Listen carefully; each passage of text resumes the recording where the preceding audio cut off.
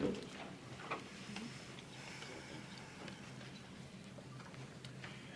is a phone. Please pass it around again if you feel comfortable. Just get it from the heart, okay?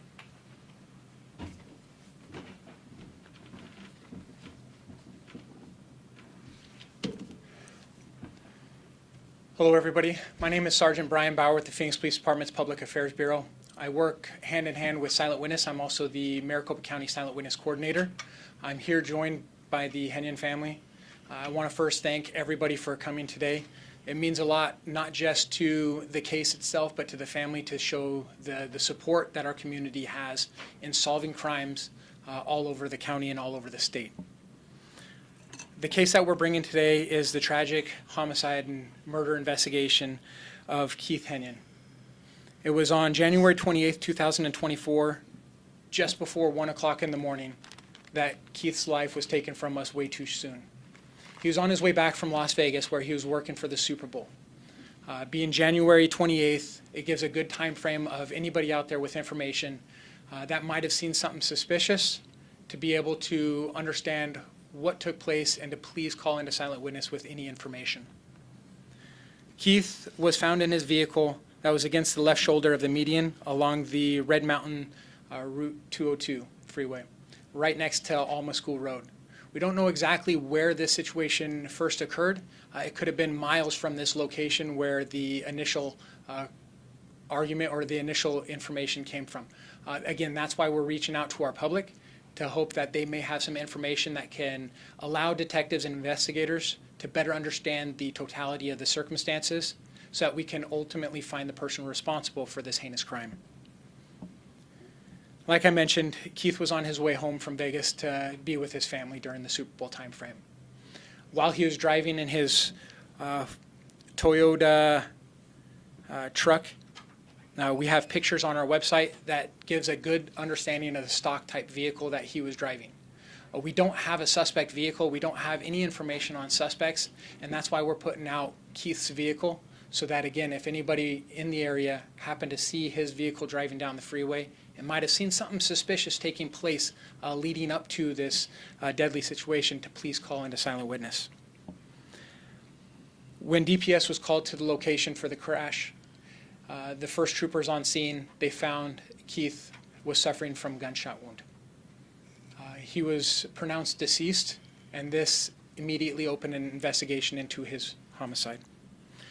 Detectives encourage everybody with information to please call into Silent Witness at 480-WITNESS, 480-TESTIGO.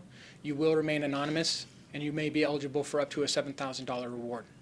This case has a $7,000 reward because of the generosity of the family and their love for Keith.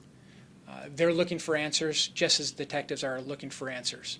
They want to find the person responsible so that this individual does not cause heartache for any other families out there. Please call into Silent Witness. You will remain anonymous. If you do not want to call, please provide an electronic tip at silentwitness.org and provide that critical information to help solve this case. With that being said, I want to pass it on to Peggy. Peggy is the mother of Keith. And Peggy, could you please tell everybody out here, everybody who's watching from home, on the kind of person Keith was, so that we all have better understanding of who he was and what he was like. Thank you for being here. Thank you for caring. Keith was model American, just what you would want your child to be. We came from rural roots. He got in the Air Force to pay for his education. His education brought him 2 beautiful kids that are about ready to graduate themselves. A contributing member to our society. He was in the Air Force. One of the things that attracts me is how we can leave somebody on our streets. He was just going home from work. 2 exits from his 4 hours from Las Vegas, 2 exits from home on the 202. And the first thing the family said, Keith was thinking about everybody else that was on the road. He was able to get his truck off of the road so nobody else was involved. That was, I think, one of the first things we all thought about, is he was thinking about others. How can we just let this be a normal thing in our world? I mean, a man going home from work, just living the dream of an American life, and nobody cares. If you were in Afghanistan, which my family has been, they wouldn't leave you there, you know. They would go back for you. And so I think that if there's somebody out there whose person came home in January that they just didn't look right that day, we've put a reward up. You know, if it's not your heart that gets touched today, then maybe it's your wallet, you know. Whatever it is that you have something to share with us. This did not need to happen. There is a person in our community with a gun that can shoot you on the way home from work or school or whatever. So please, you know, if you can do something, please do it. Peggy, can you just describe Keith a little bit more? I'm sorry, I'm going to just let opportunity for the whole family to talk first, and then we'll do a quick question and answer. I'm happy to describe him if you want. I mean, If you Yeah. want, I want to give every family Okay. an opportunity first, okay? So I don't really have anything prepared, but Keith was he was my best friend. We'd been together for 27 years. We had just celebrated our 20th wedding anniversary last year. We have 2 kids, a son and a daughter, 17-year-old and a 15-year-old. Right before this happened, just the week before, we took our son skiing up to Flagstaff for his birthday, his 17th birthday, and then this happened, and then my daughter's 15th birthday was a week later, so crappy timing. But Keith, he was just the nicest person, super patient. My kids felt like he was their best friend.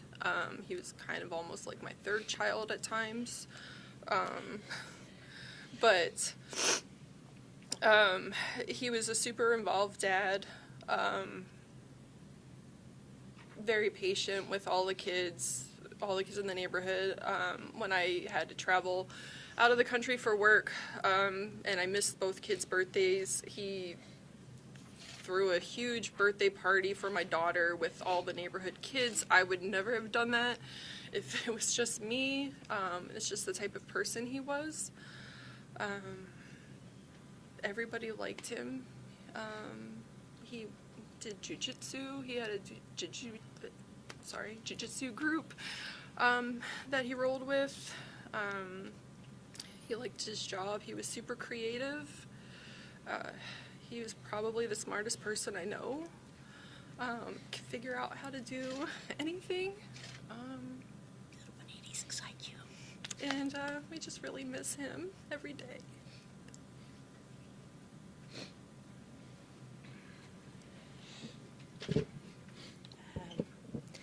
Keith was one of those people that if he walked into a room, and I know it sounds trite, but when he would walk into a room,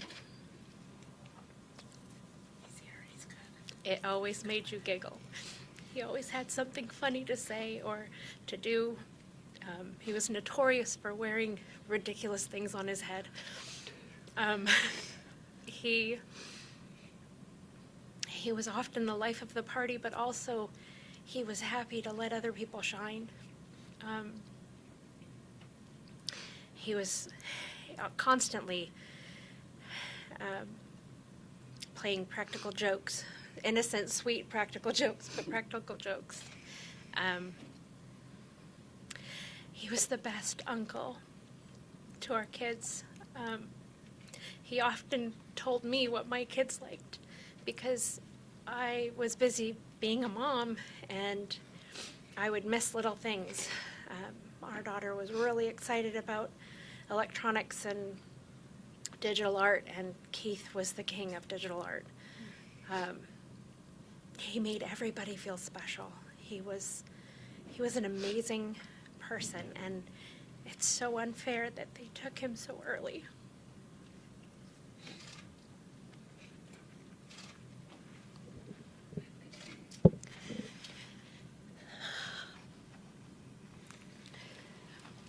I'm Shauna. I'm Keith's cousin. He wasn't just a cousin. He was like a brother. We all kind of grew up together. Keith was extremely intelligent. He was the smartest one in the room, but he never made you feel like you were less than. While he was, like Katie said, the life of the party, he was also a sense of calm. He had a childlike way about him. He was able to play with the little children. He always had time for them. Most of our kids are almost adults, and my husband and I have one little bitty child who often gets left out, but he always made sure that she felt seen, and she felt heard, and she felt important, and was never alone on family get-togethers. Most adults don't make time for little people, but he did, because he cared about everyone. And he was a good man that loved his wife and loves his children.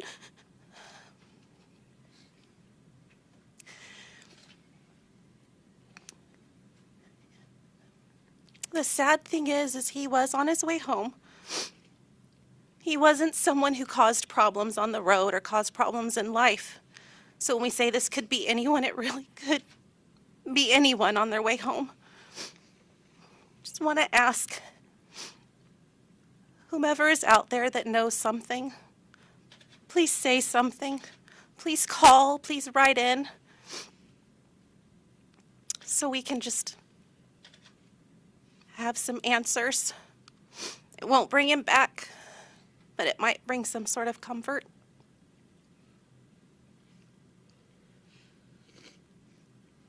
I'd like to open up for any questions for the family.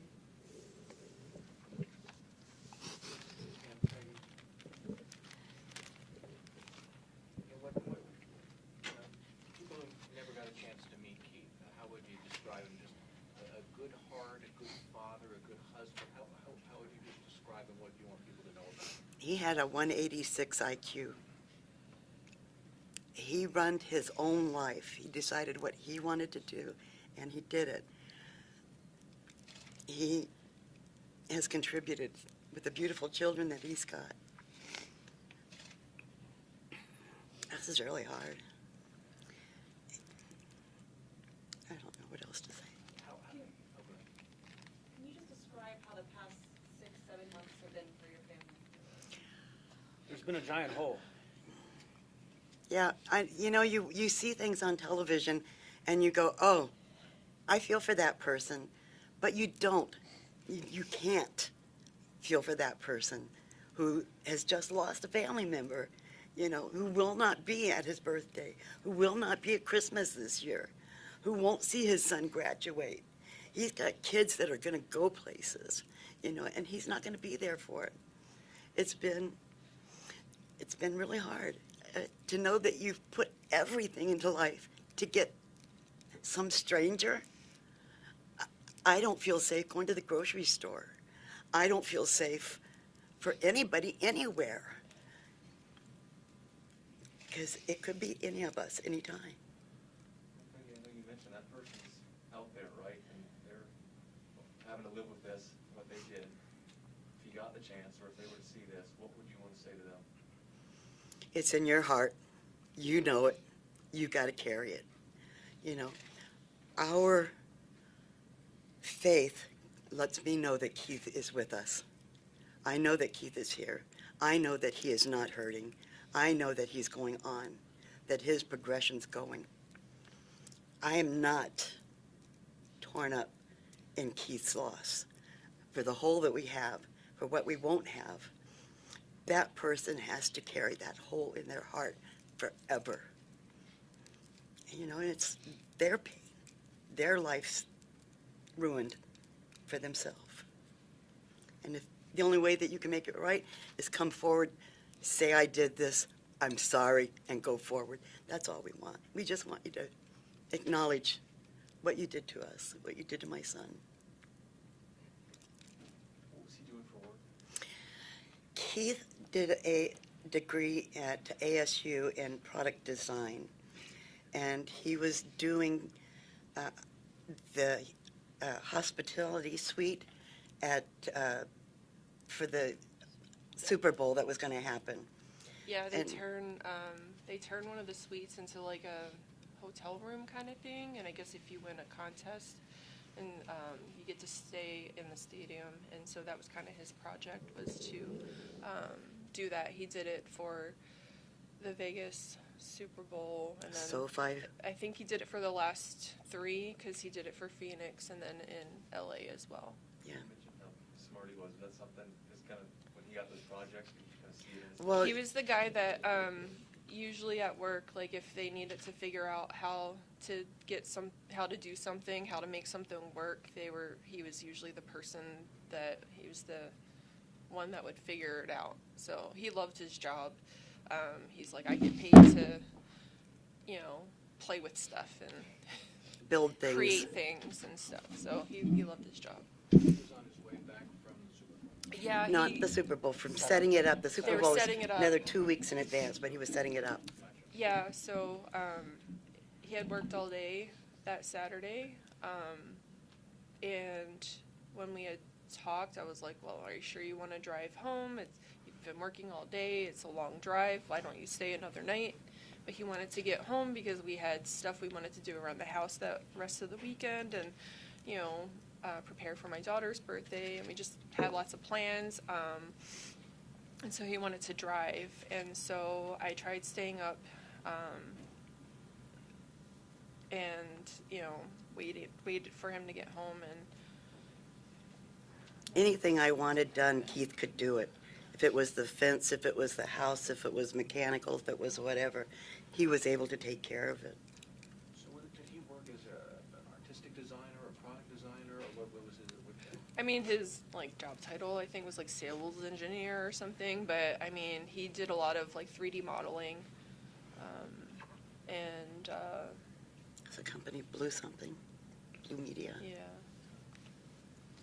And I know Keith's mom touched on this, but for you is the hardest part him not being here for these holidays, birthdays, moments, graduations. Hell, What's it's been the just not hardest part for- Just everything. Yeah, just not being there in bed at night. Yeah, I mean, he missed my daughter's 15th birthday, which was literally a week later after everything happened. Our 21st anniversary was in May. His 51st birthday is next month. My birthday, I mean, it sucks. I mean, is it just the senselessness? It just doesn't. How could somebody do that? I mean, is that what? That's what makes it harder. I kind of feel like if it was a medical issue or even just a car accident, just something like that, it's like, okay, this is terrible, we'll work through it and then,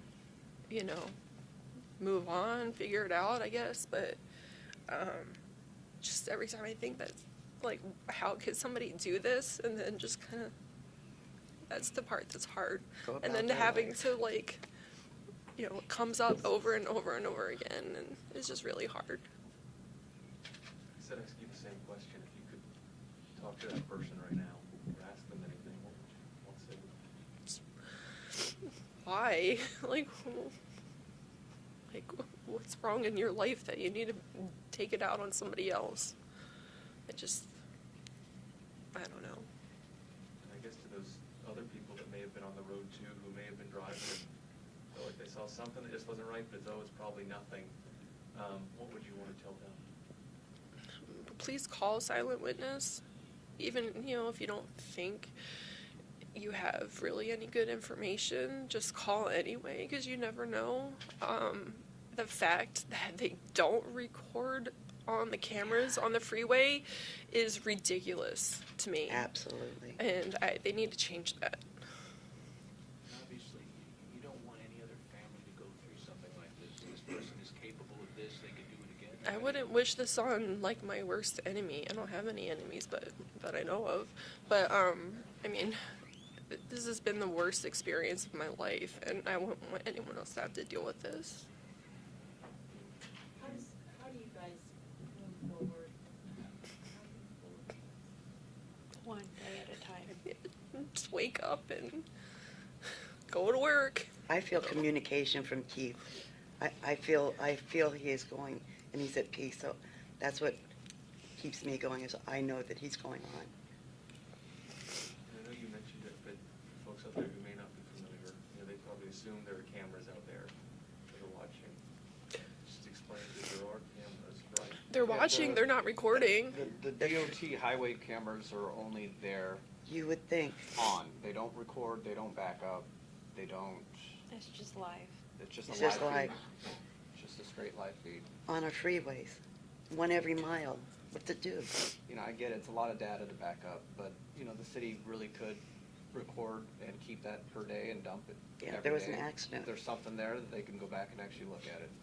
It would make a lot of It's more not there. sense than just having cameras up that are just live. My name is Hector with Univision Spanish television station. With all due respect, I know that Telemundo's also here. Do you guys speak Spanish by any chance? Un poquito. Muy poquito.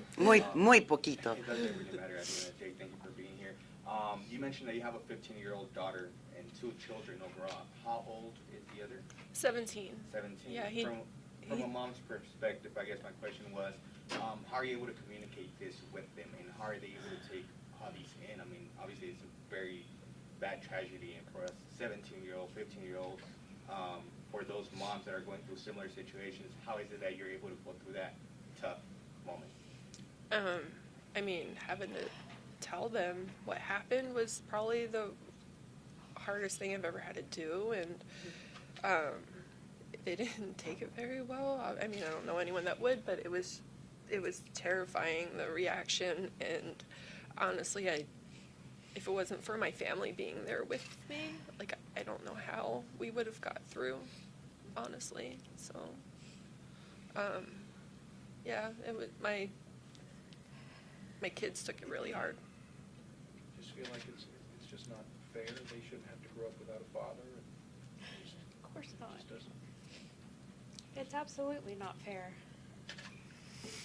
Anybody that would willingly go out and shoot somebody, anybody that would willingly go out and commit a heinous crime to anyone, you wonder what's going through their heads. Why would they think that this was okay?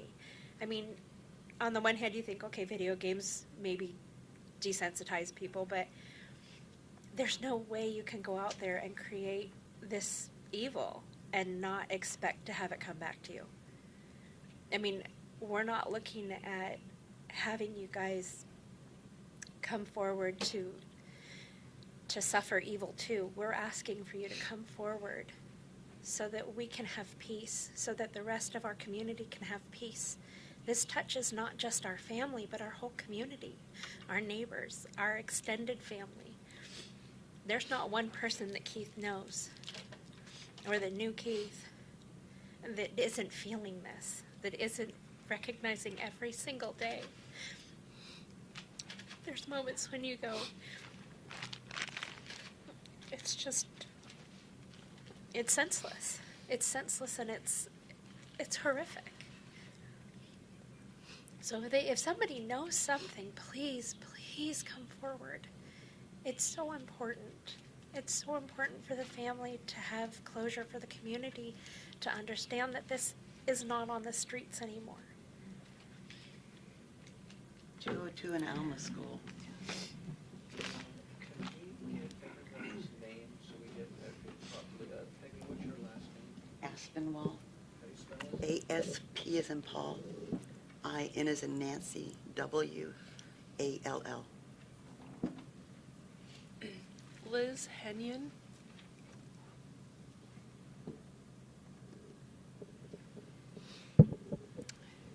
Katie Grafing, Kate, how do you spell Kate? K-A-T-I-E, G-R-A-F as in Frank, I-N-G. And Keith's sister. Sister-in-law. Shauna, S-H-A-U-N-N-A. Kelter, K-E-L-T-E-R. Cousin. Thank you. Thank you all for talking. You know it's hard, but we'll try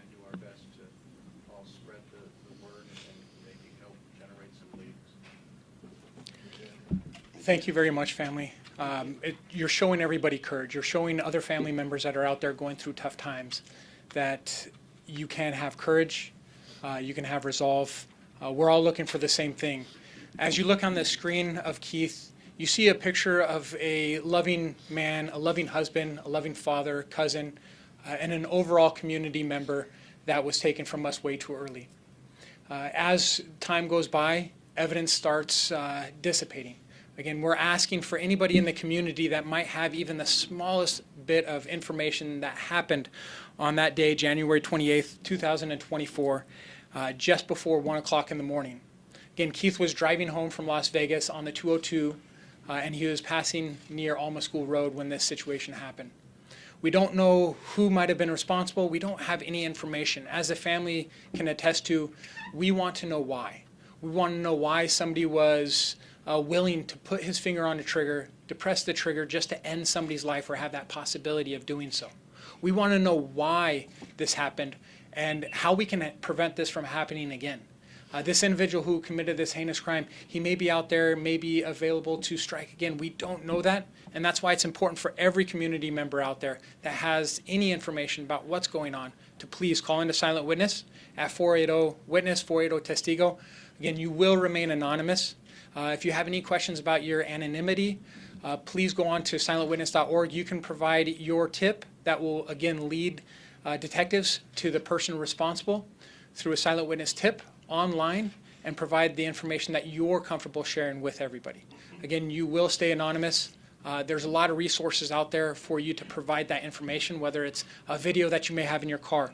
You might have seen this take place, situation suspicious on the freeway miles before you even got to Alma School Road, and you had that on your vehicle camera. Please provide that critical information to our investigators so we can get this figured out and find the person responsible. This crime is being investigated by DPS. If you have any questions specifically about the crime itself, please contact DPS's PIO. If you have any questions for me as the community, as the Silent Witness Coordinator, please, I'd be more than happy to take any questions now. Just one question, I don't know if you answered it. Is it confirmed that he was shot while he was driving on the freeway? Yes, it has been confirmed that he was shot from the outside of his vehicle going in while he was driving on the freeway. Investigated it as a possible road rage. We don't know what would have led to. See, and that's the great why. That's the why did this happen?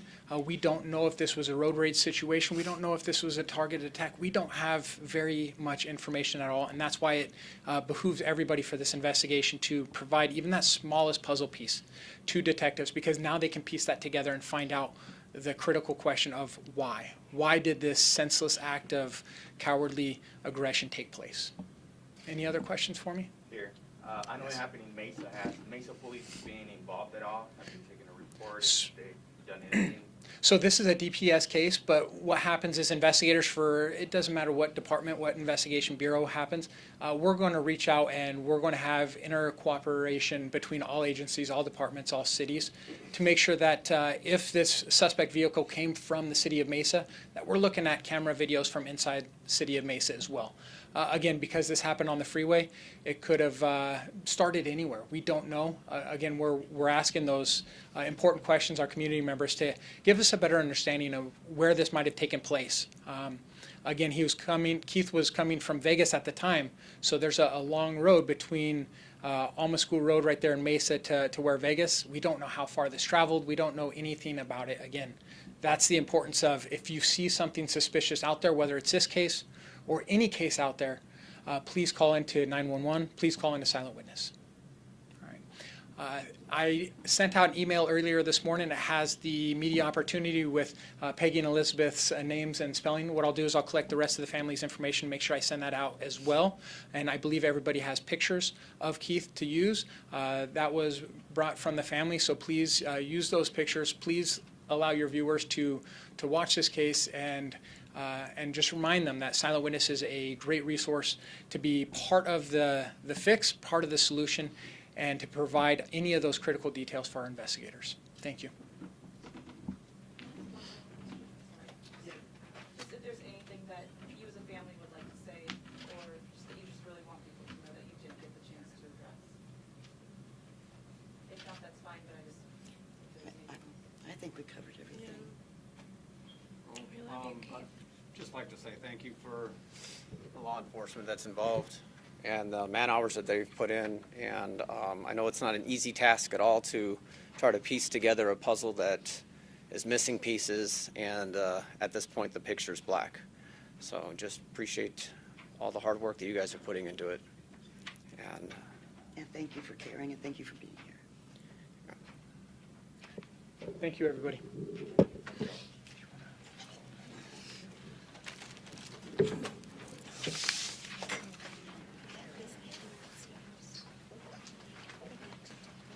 you.